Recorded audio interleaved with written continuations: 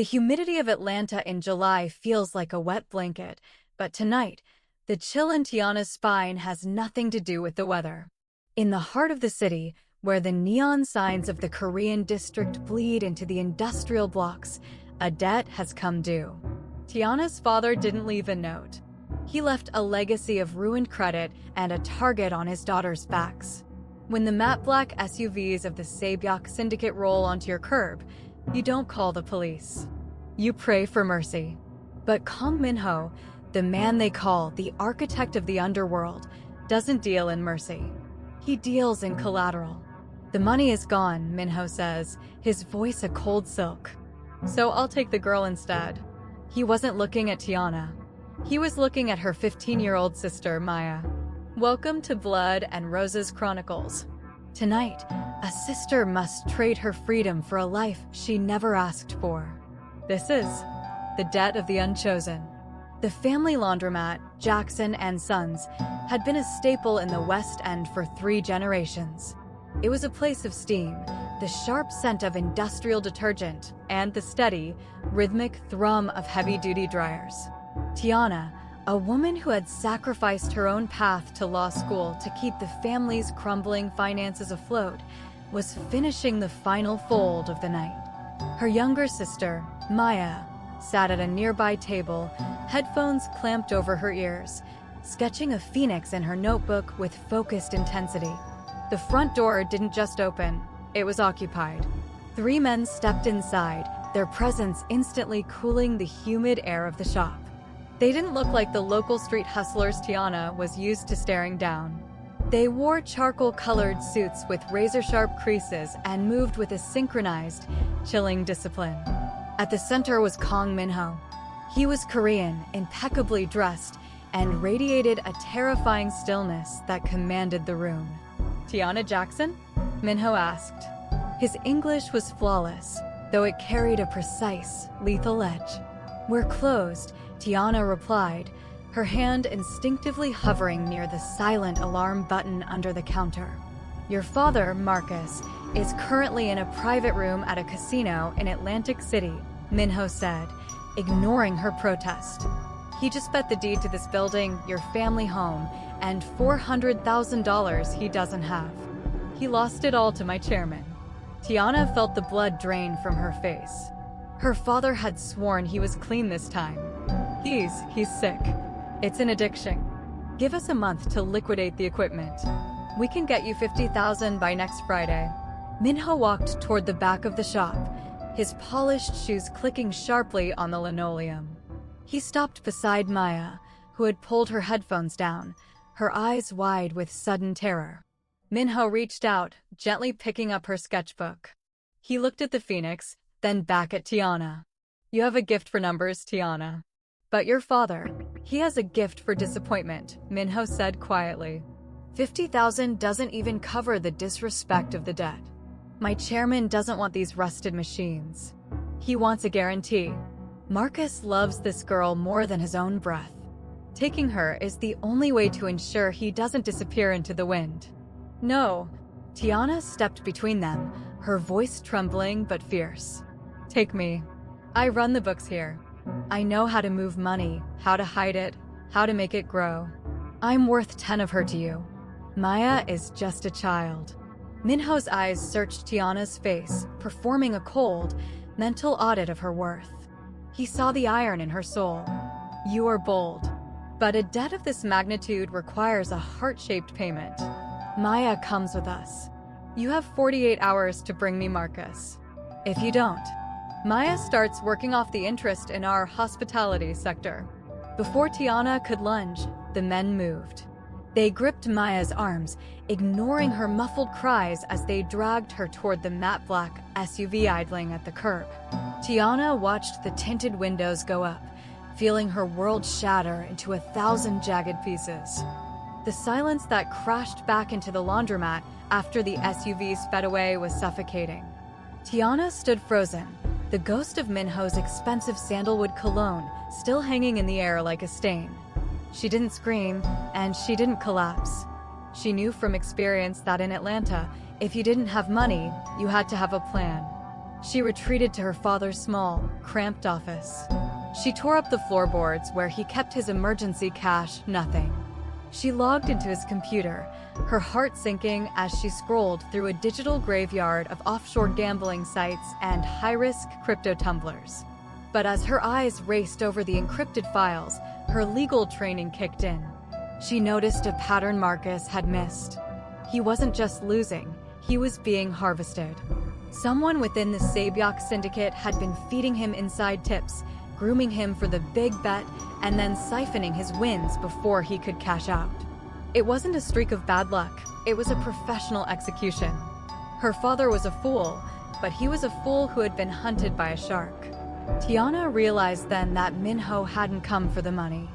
The money was a fiction. He had come for her. She recalled the way Min-ho had appraised her when she offered the trade.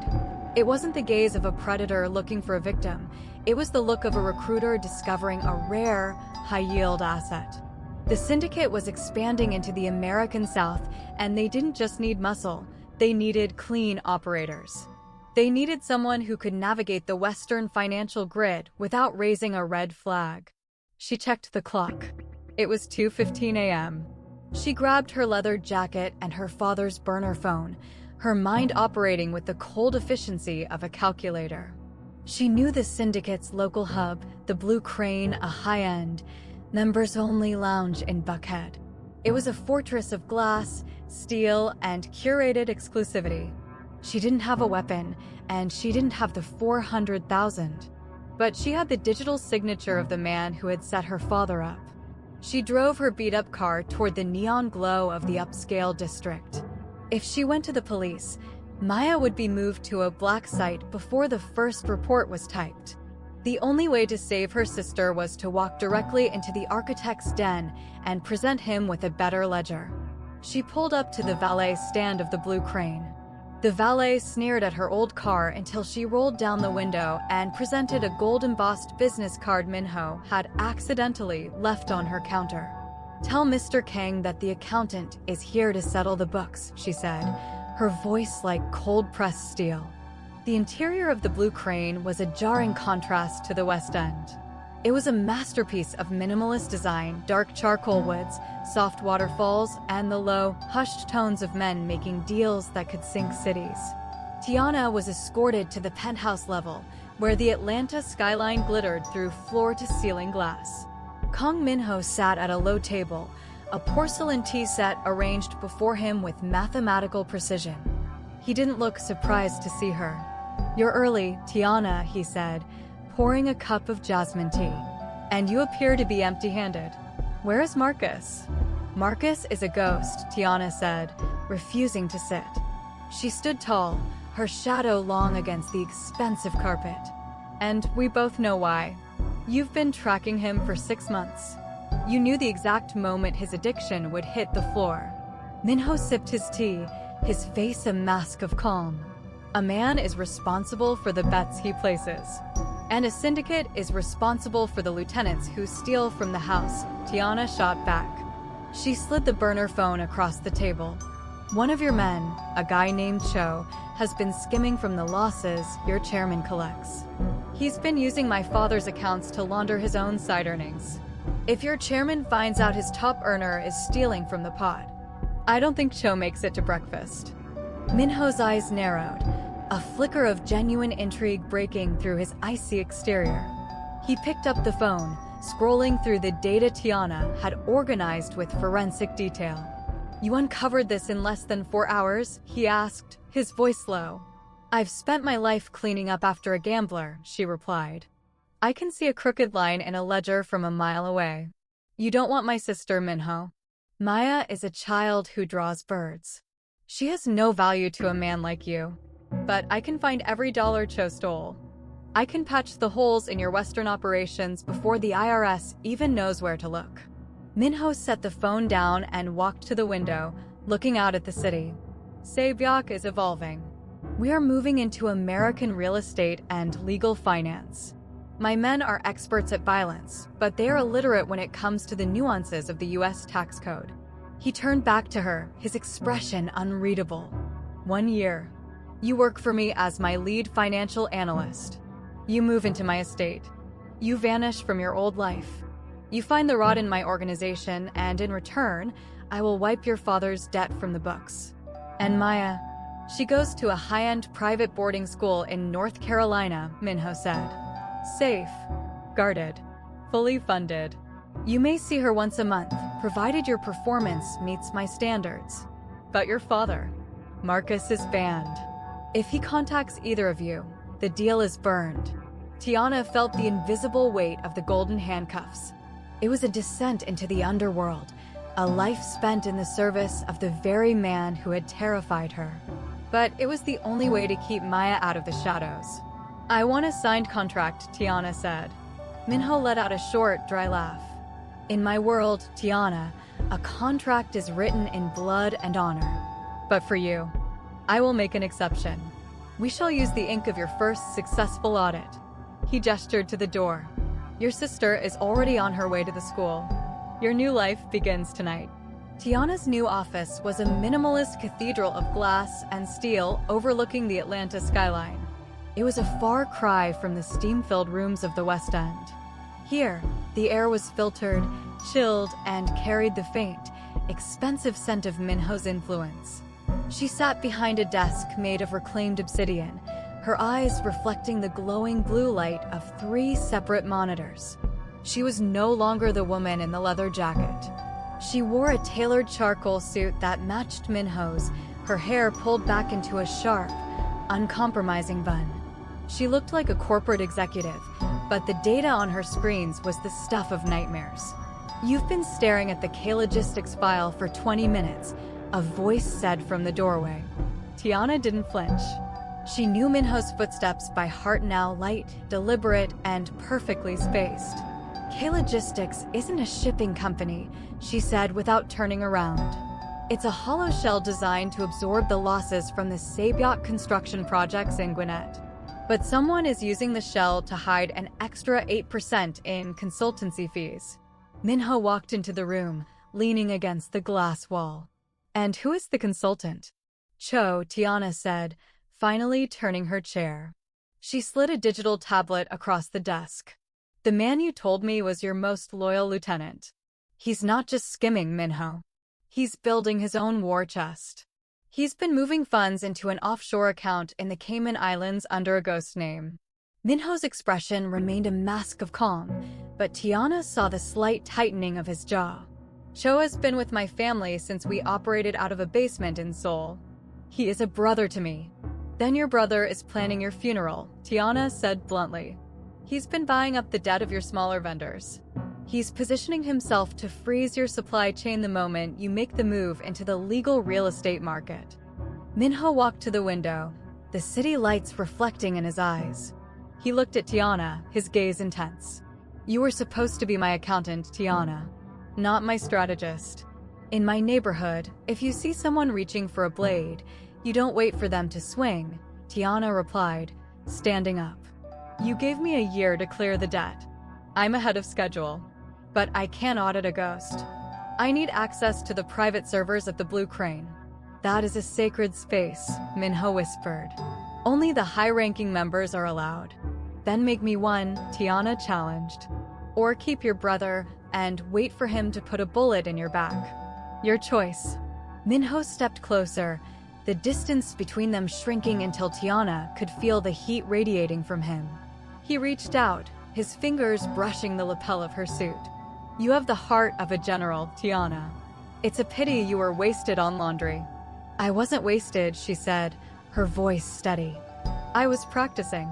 The Saebyeok Anniversary Gala was a display of opulence that bordered on the vulgar.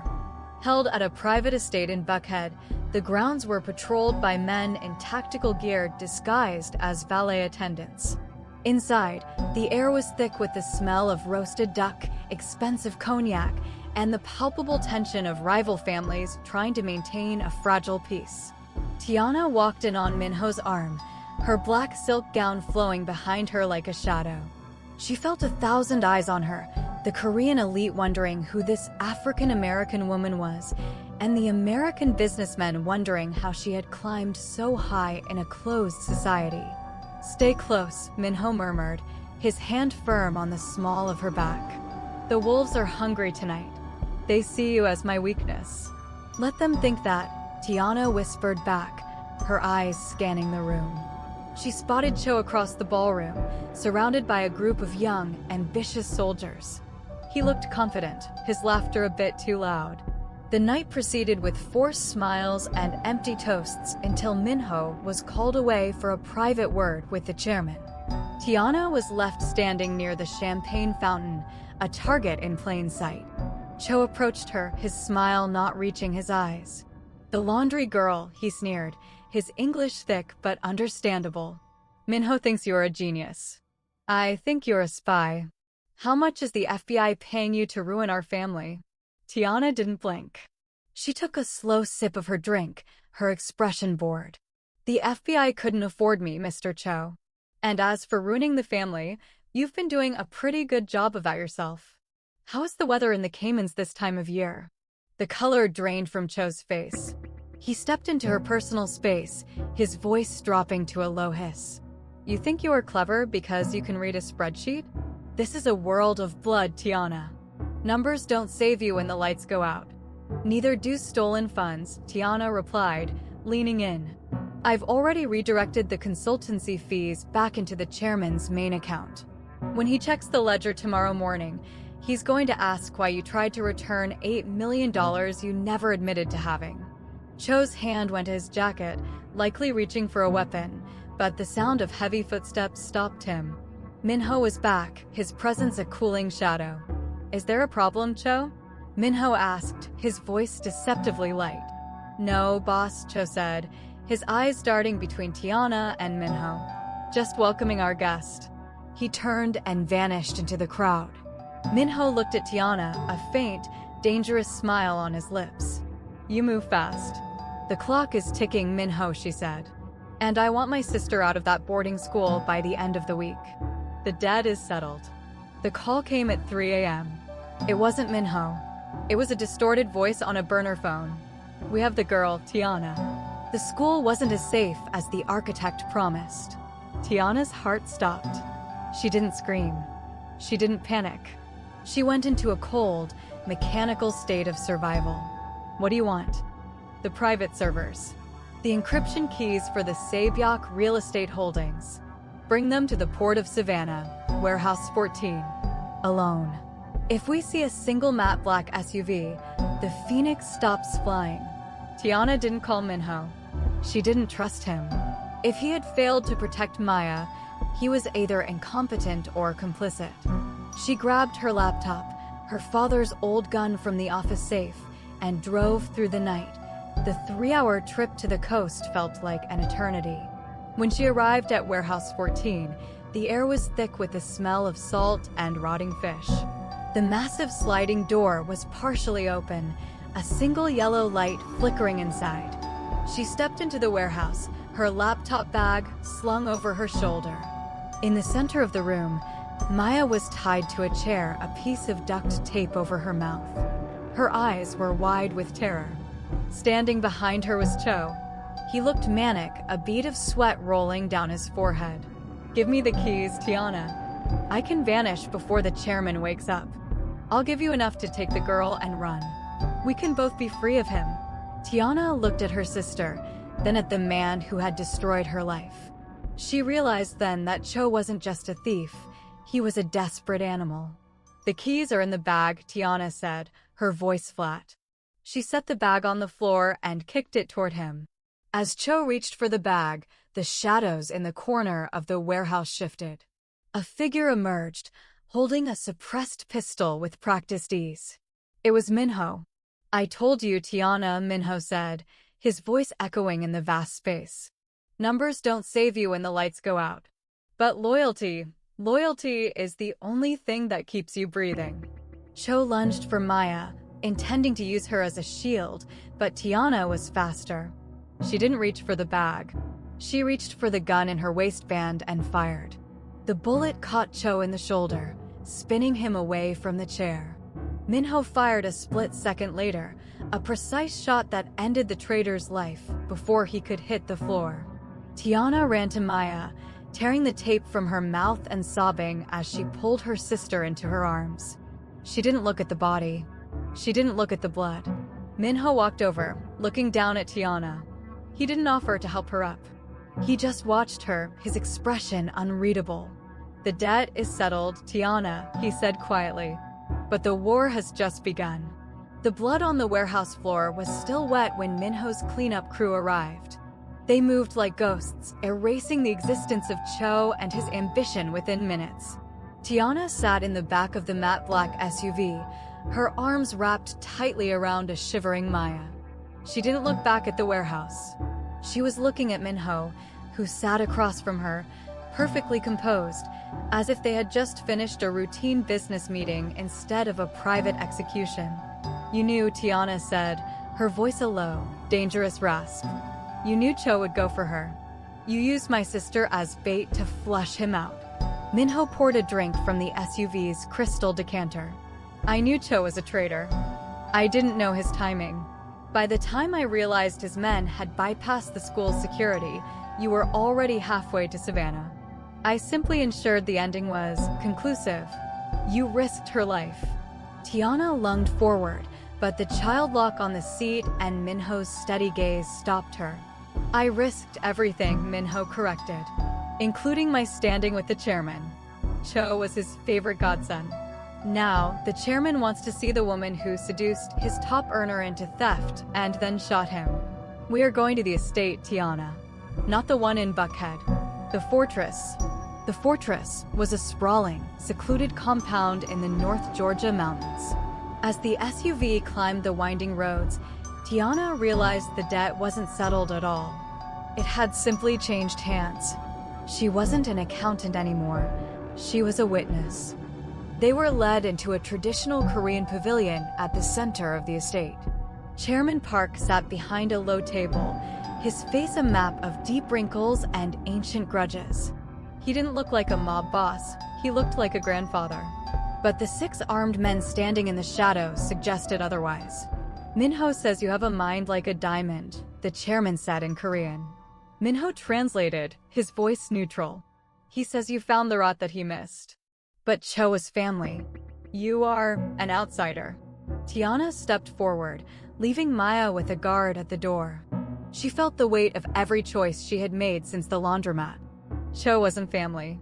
He was a parasite. He was stealing from you to build a throne of his own.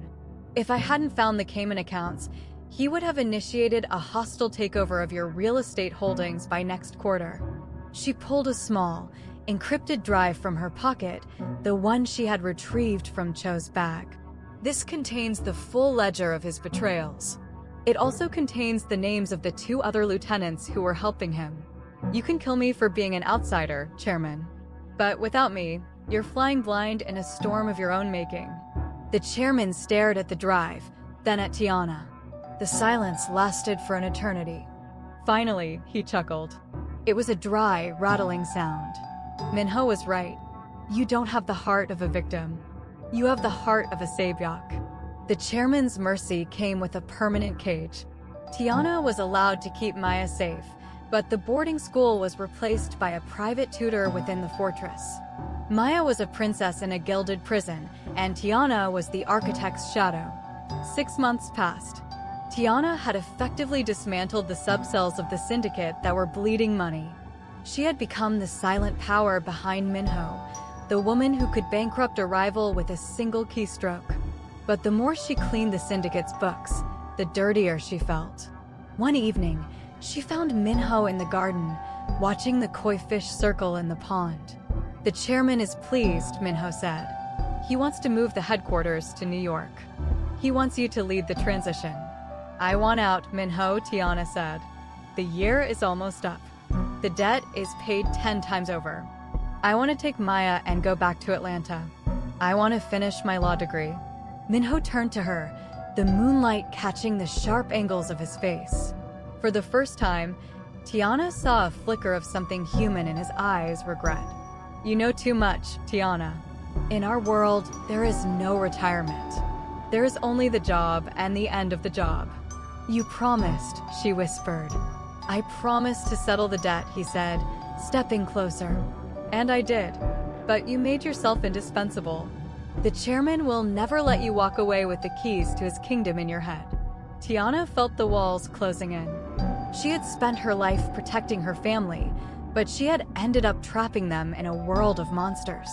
But as she looked at Min-ho, she realized he wasn't just her captor. He was a prisoner, too. "There's a shipment coming in tomorrow," Tiana said, her voice dropping. "The New York Transition Funds. 50 million in digital currency. I've already set up the transfers." Min-ho frowned. And if that money disappears into a glitch during the move, the chairman loses his leverage. He'll be too busy fighting off the other families to worry about one accountant and her sister. "You're suggesting we rob the chairman?" Min-ho asked, his voice a ghost of a breath. "I'm suggesting we buy our freedom," Tiana corrected. "I can make it look like a cyber attack from the Italians. By the time they realize it was an inside job, we'll be gone. Maya, me, and you, if you're tired of being a lapdog for a dying man." Min-ho looked at the koi.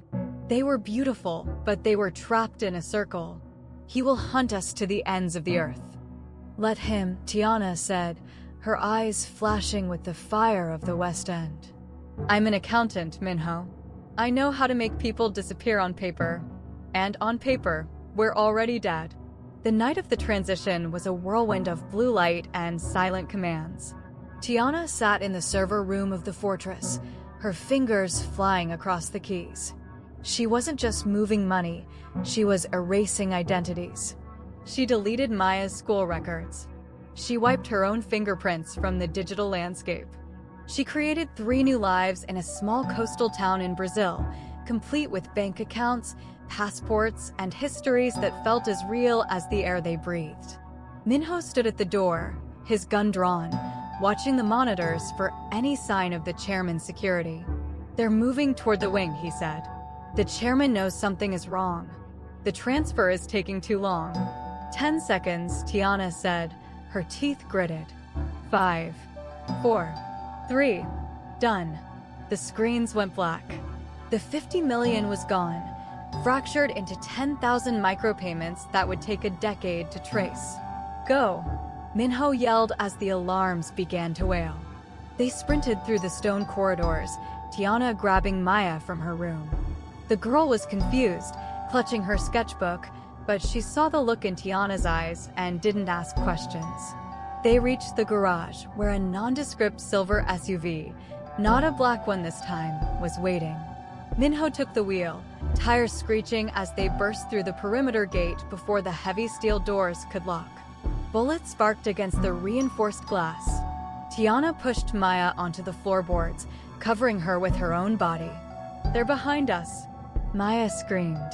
"Not for long," Min-ho said. He hit a switch on the dash, and a series of pre-planted charges detonated on the mountain road behind them. A rockslide cascaded down, burying the chairman's lead vehicles in a tomb of granite and dust. They drove in silence for hours, changing cars 3 times in the backwoods of South Carolina. As the sun began to rise over the Atlantic coast, Min-ho pulled over at a small, private airfield. A small jet was idling on the runway. Tiana stepped out of the car, the salt air filling her lungs. She looked at Min-ho. He was still wearing the charcoal suit, but he looked different. The stillness was gone, replaced by a raw, uncertain energy. "The money is in the Brazil accounts," Tiana said. "Your share is enough to live 1,000 lives. Why did you do it, Min-ho? Why help us?" Min-ho looked at Maya, who was already walking toward the plane, looking at the horizon. "Because for the first time in 30 years, I wanted to see what happens when the ledger actually balances." He handed her a small, leather-bound book. "Your father's original debt. I burned the real one. This is just a reminder." Tiana took the book. She didn't thank him. They weren't friends, and they weren't lovers. They were survivors who had traded one cage for the open sky. "See you in the next life, architect," she said. Tiana Jackson started this journey as a girl trying to pay off a ghost's debt. She thought she was collateral. She thought her value was determined by the numbers in her father's bank account. But she learned that the most dangerous weapon in the world isn't a gun or a syndicate. It's a woman with nothing to lose and a mind that can see through the lies of men. She didn't just survive the Saebyeok Syndicate, she rewrote their ending. Marcus lost his family to a bet. Min-ho lost his soul to a family. But Tiana? Tiana won her freedom by realizing that some debts can never be paid in cash. They can only be settled in courage. Wasn't that a journey? Tiana went from folding laundry to folding the world's most dangerous men. It's a powerful reminder that no matter how deep the hole someone else digs for you, you have the power to build a ladder out of it. Tiana chose her sister over everything, but she also chose herself. She refused to be a line item on someone else's ledger. Do you think Min-ho will stay with them in Brazil? Or is he a wolf that can never truly be tamed? I want to hear your theories in the comments. If you enjoyed this cinematic journey into the shadows of the Saebyeok Syndicate, click that like button right now. And don't forget to subscribe to Blood and Roses Chronicles. We have so many more stories of justice, betrayal, and the strength of the human spirit to share with you. Drop a comment below and let's talk about that final escape. Remember, the world might see you as collateral today, but never forget, you hold a signal that can change everything. See you on the next one.